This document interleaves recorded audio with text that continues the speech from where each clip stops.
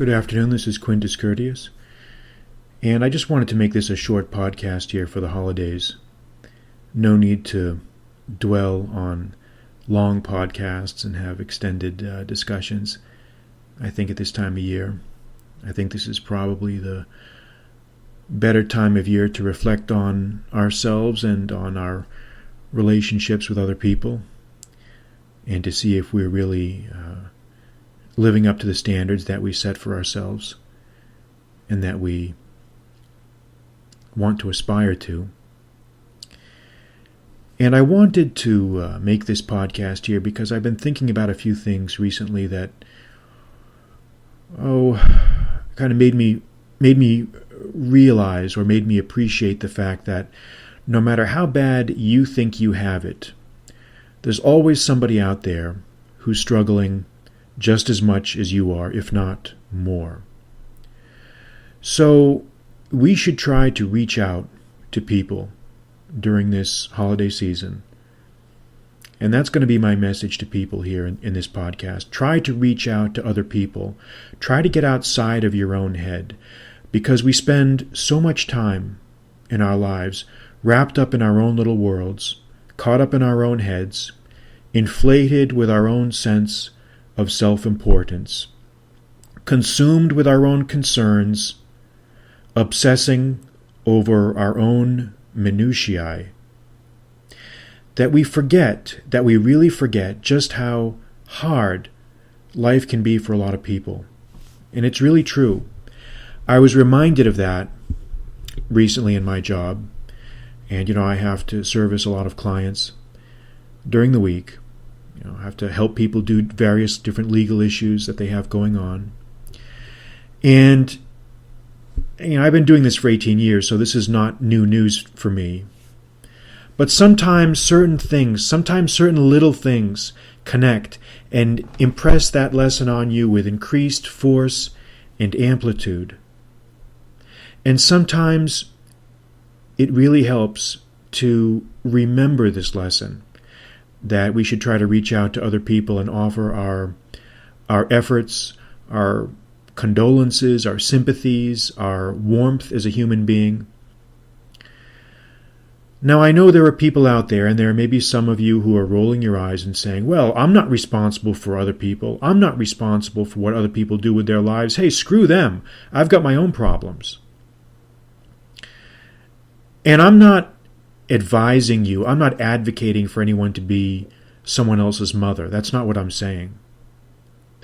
But in some ways, it is your responsibility. In some ways, it is your concern if another person is in need of human kindness, of warmth, and of consideration. Because we all inhabit this same earth, we all share the same space, breathe the same air, and in some ways, it is our responsibility. I'm not saying that you need to adopt somebody. I'm not saying you need to be somebody's mother. I'm saying give somebody a phone call who you think needs it. Ask someone else how they're doing. Invite someone out to do something. Include someone in your plans that you might not otherwise include. Do something for someone. Help someone. Because in this day and age, in this atomized day and age, everybody is so wrapped up in their own bullshit, everybody is so caught up inside their own head that they can't see anything except what is of immediate concern to them, or what they think is of immediate concern to them. But they forget the big picture. And I was really reminded of this because recently, I won't go into the details of the clients that kind of caused me to think about this, but I'll relate you a story. And as you get older, as you get into your 40s, sometimes you have a chance to reflect on your life, and there are certain incidents that happen early in your life that you reflect on and you say, you know what? I think I really understood what that meant. I see what that meant.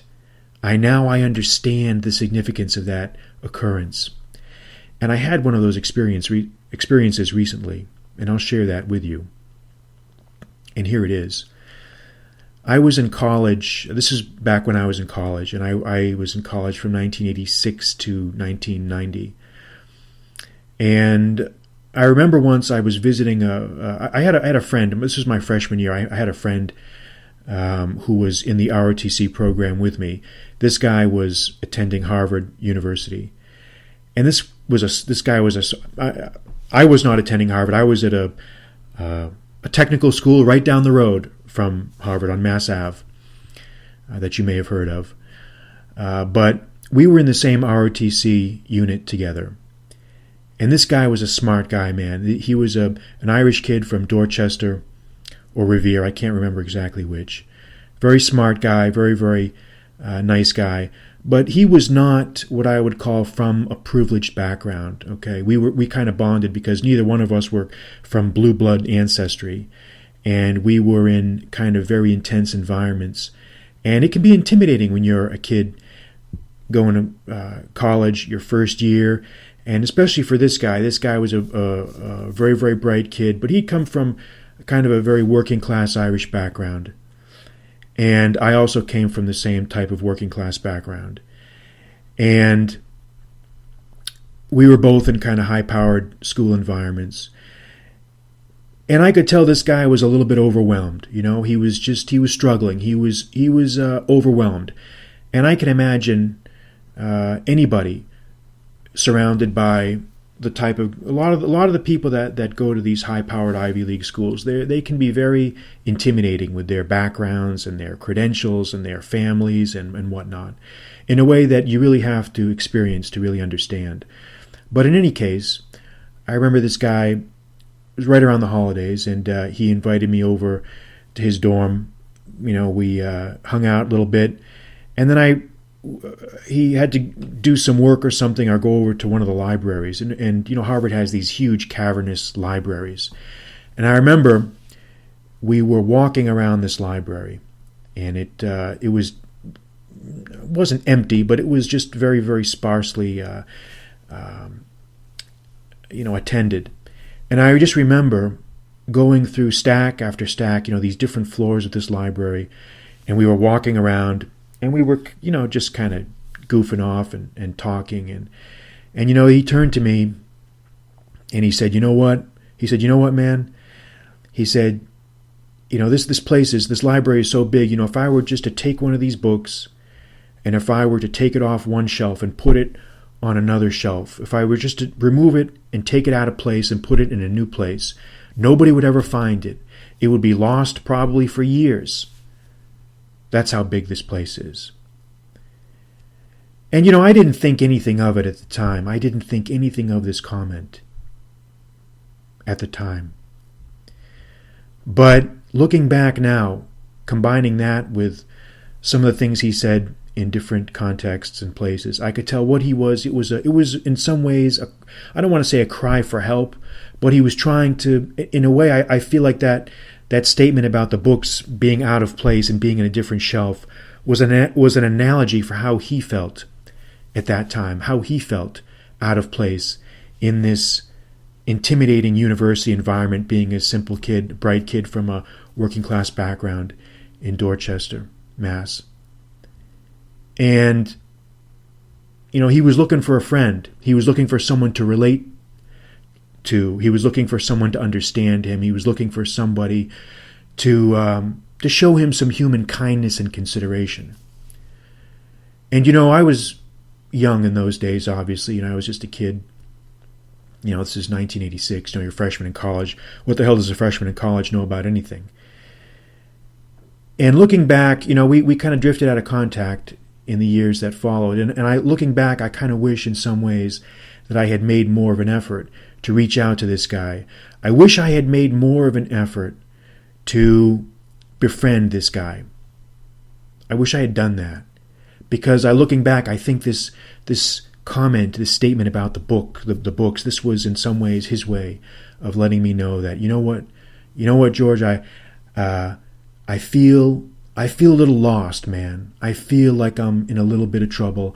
I feel like a fish out of water here, man. You know, I need some help. And there are a lot of people out there like that.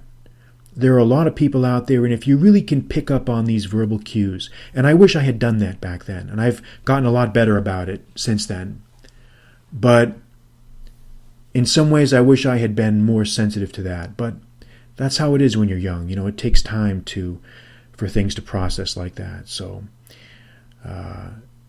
anyway, that's kind of what I conclude from that. What I'm trying to say is, during this holiday season, if you run across someone who you think needs a helping hand, who you think needs just a phone call, just somebody to call up and say, hey man, how are you doing? How are things going? Me and some other people, we're going out to such and such a place. Why don't you come along? Try to do something like that, because, I get so many emails from people that saying, hey, what should I do in this situation? What should I do in that? I'm worried about this. Everybody is worried about themselves. And you know what? Maybe the real answer is, if you want to improve yourself, if you want to help yourself, if you want to improve yourself, maybe the answer is not more life hacks or more tricks or more techniques. Maybe the answer is help someone else. If you think you need help, maybe you should help someone else. Maybe you should reach out to someone else. Instead of looking for someone to reach out to you, maybe you should try to reach out to someone else. How's that for a thought? How's that for a thought? So I just wanted to say that. I just wanted to offer that. And you can take it for what it's worth. But try to reach out to someone this holiday season and try to help someone. Try to do some good for someone else. And that's all I wanted to say about that. So, have a good holidays. I'm Quintus Curtius.